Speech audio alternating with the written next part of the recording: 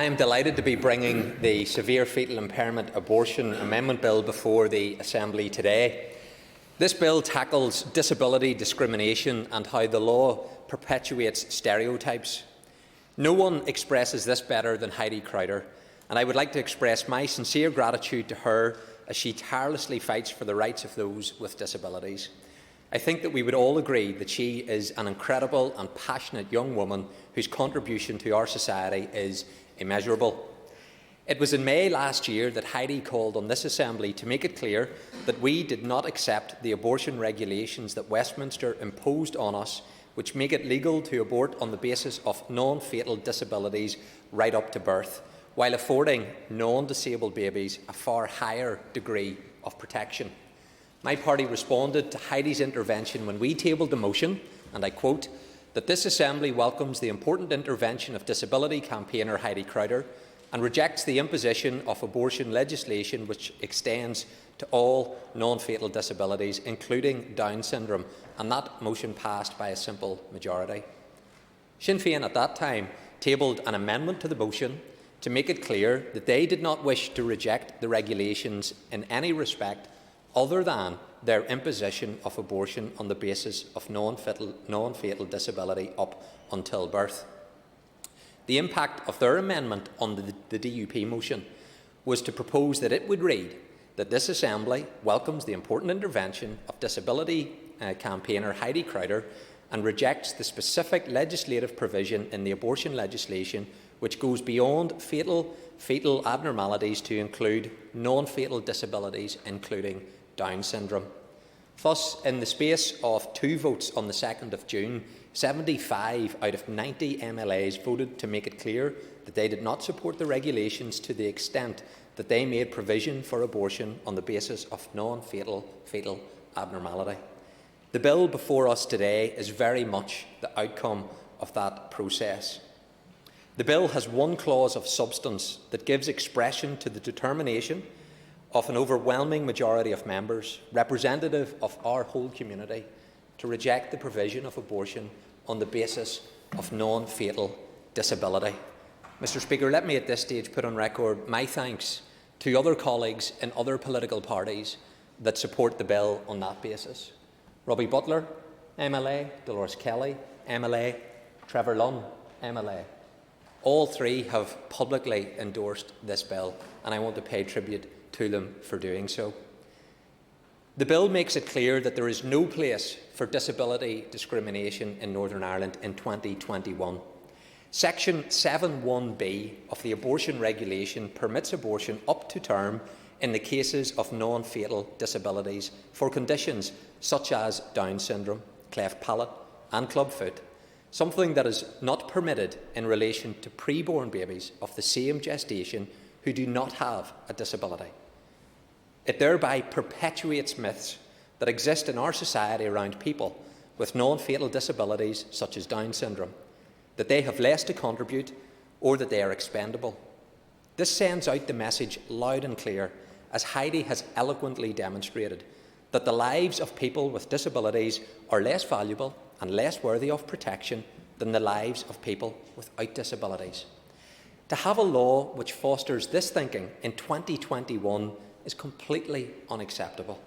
Last June, I described Regulation 7(1)(b) as being years out of date and a regressive and backward step in the campaign against discrimination and equality for people with disabilities. That is why I have tabled this bill to give effect through Clause 1 of deleting Regulation 7(1)(b). The purpose of this bill is to tackle the disability discrimination that is so obvious within our current abortion regulations, and to right a wrong that this Assembly acknowledged in June of last year. Mr. Speaker, there is no way that you can allow abortion on the basis of a severe fetal impairment such as Down syndrome without perpetuating stereotypes about people with disabilities. That it is perceived that the birth of a child with Down syndrome or another non-fatal disability is something to be avoided is desperately sad. This does not reflect how people with Down syndrome see the world, nor does it reflect the particular joy that individuals like Heidi bring to their communities.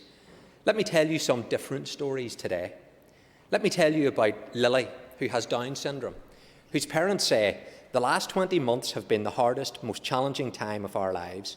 They have also been the best, most rewarding, loving, funny, busy, amazing time of our lives." Let me tell you about Daisy, who has spina bifida, whose parents say, "She's just perfect and we can't imagine life without her. She lights up any room that we enter and is our absolute hero." Let me tell you about Kirsty, who also has spina bifida, who says, "My mum was told I'd never go to a mainstream school nor walk. I have achieved both and now I am in university." Kirsty now has a baby boy of her own. Let me tell you about Clara. Her mum says, and says honestly, "Hearing that your unborn baby would have a special need was very, very frightening." But she also says, "The love we have for Clara is immense. She is her own little character.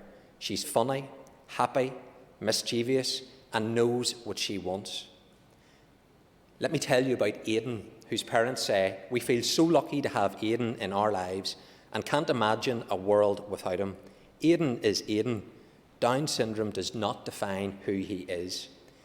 These individuals bring such richness into our community and our society, and I don't want to have or imagine a world without individuals like these. Mr. Speaker, if we do not repeal 7(1)(b), then however well-intentioned our decision may be, the message that we are sending those with non-fatal disabilities is clear. I don't want to be part of a society that describes children like these as a diagnosis or a risk. Neither do I want to be part of a society that communicates the worth of a person's life based on their perceived ability. I know that this is not what we intend, but sadly the lived experiences of individuals tell us this is the legacy that screening with a view to termination can leave. Too many women have spoken of the pressure they felt to terminate, and individuals and families have spoken of the attitudes that still persist. This is not something that our Assembly should tolerate. After years of campaigning for equality and for the eradication of disability discrimination, we must not permit laws like Regulation 7(1)(b) to exist. The similar provision in Great Britain was introduced into the Abortion Act in 1990. That was more than 30 years ago, and it's now hopelessly out of date, and is of course being challenged by Heidi Crowder in the High Court. One of the issues that has been raised around this bill is the perception of the struggle parents may face as they navigate challenges associated with disability. Might we recognise that part of the struggle that parents may face is not about their child, but it's about our misconceptions? One of the things that can make life harder for parents of a child with Down syndrome is the belief that a particular health condition or delay is just normal for Down syndrome. These assumptions can lead to a failure to diagnose accurately or provide timely and needed medical care. This is called diagnostic overshadowing. In 1900, the normal life expectancy for a child with Down syndrome was just 9 years old. Now, people with Down syndrome live into their 50s and 60s. This shows that what is normal depends massively on environment and standards of care. This bill is about tackling the attitudes and the myths that lead to failures to provide high-quality support and care. This bill is about ensuring attitudes towards disability are not based on fear. The support from many people in the medical profession for this bill speaks volumes for the positive attitude within our health service that they have in providing the best care for both families and preborn children. Members will have just received an email, and that number continues to rise. We're now almost at 200 doctors who have challenged the inaccuracies that were contained within the briefing paper circulated to members last week by the political advisor of the Royal College of Obstetricians and Gynaecologists in London, and they are calling for MLAs to support this bill. This includes doctors and consultants in Northern Ireland that practice in obstetrics and gynaecology, sexual and reproductive health care, palliative medicine, psychiatry, general surgery, emergency medicine, general practice, to name but some areas. Let me quote Dr. Claire Sinton, a paediatrician working in the Royal Belfast Hospital, and she says, "As a paediatrician, I have cared for many babies and children with disabilities. The lives of these children are no less valuable or meaningful because of their differing levels of mental or physical ability. To offer additional access to abortion for babies diagnosed antenatally with non-fatal abnormalities sends a clear signal that we, as a society, place less value on the life of a disabled individual. I feel strongly that to be human is to have intrinsic value, regardless of gender, race or ability. I oppose a law that seeks to single out disabled babies as being less worthy of protection or even the opportunity to live. John Watt is Emeritus Professor of Neonatal Paediatrics in the University College London, and he says, "As a doctor who has cared for many newborn babies and older children with disabilities, I strongly support this bill. It is absolutely right that the law recognises that an unborn baby with a non-fatal disability deserves the same protection as an unborn baby without a disability. We should be a society which welcomes and celebrates the lives of children with disabilities rather than exposing them to the threat of abortion." Mr. Speaker, we are richer for the presence and contribution of individuals like Heidi in our society. I think here about my own great uncle Samuel, and I've enjoyed listening to the many stories about him. He had the condition Down syndrome, but he's made a profound impact on my family, and his legacy lives on. In 2011, the American Journal of Medical Genetics published a series of articles about Down syndrome. One of these covered a study of people with Down syndrome who were older than 12 on information that could be shared with new and expectant parents of children with Down syndrome. Among those surveyed, nearly 99% of people with Down syndrome indicated that they were happy with their lives. 97% liked who they are, and 96% liked how they look. Nearly 99% of people with Down syndrome expressed love for their families, and 97% liked their brothers and sisters. Another article surveyed the views of siblings. 96% of brothers and sisters that responded to the survey indicated that they had affection toward their sibling with Down syndrome, and 94% of older siblings expressed feelings of pride. 79% of parents said their outlook on life was more positive because of their child. Does this not show that these individuals have value and contribute? What value do you want Northern Ireland society to place on these individuals? Allow me to talk about real people rather than statistics. Edwin and Karen Wilson from County Fermanagh, whose daughter Hannah has Down syndrome, described their parenting journey as a roller coaster of emotions, from elation at attained milestones to frustrations at well-meaning bureaucracy. We always believed that Hannah's greatest hurdle in life would be other people's attitudes, and this has proven to be correct. As a family, we are adamant that we would not change anything about Hannah. God has entrusted us with a unique young lady who has so much to give society.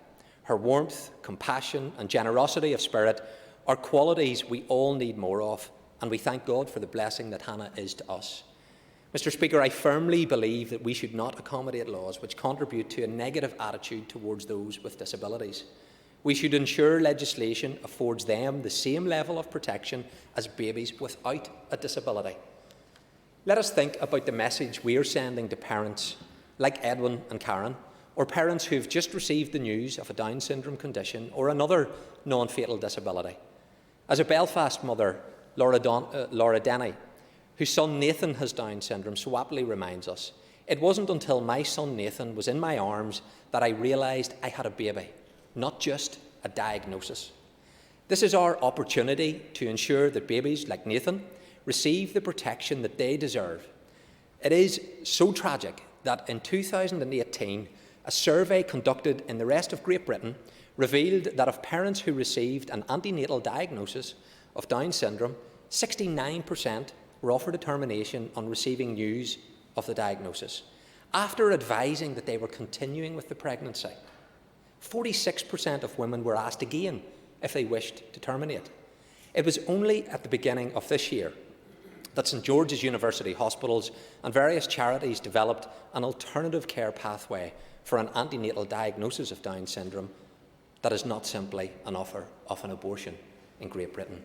Mr. Speaker, we want an alternative pathway for families in Northern Ireland, and I commend my bill to the House and I urge you to join with me in sending a clear and unequivocal message that in Northern Ireland, people with disabilities are equally valued. Thank you, Mr. Speaker.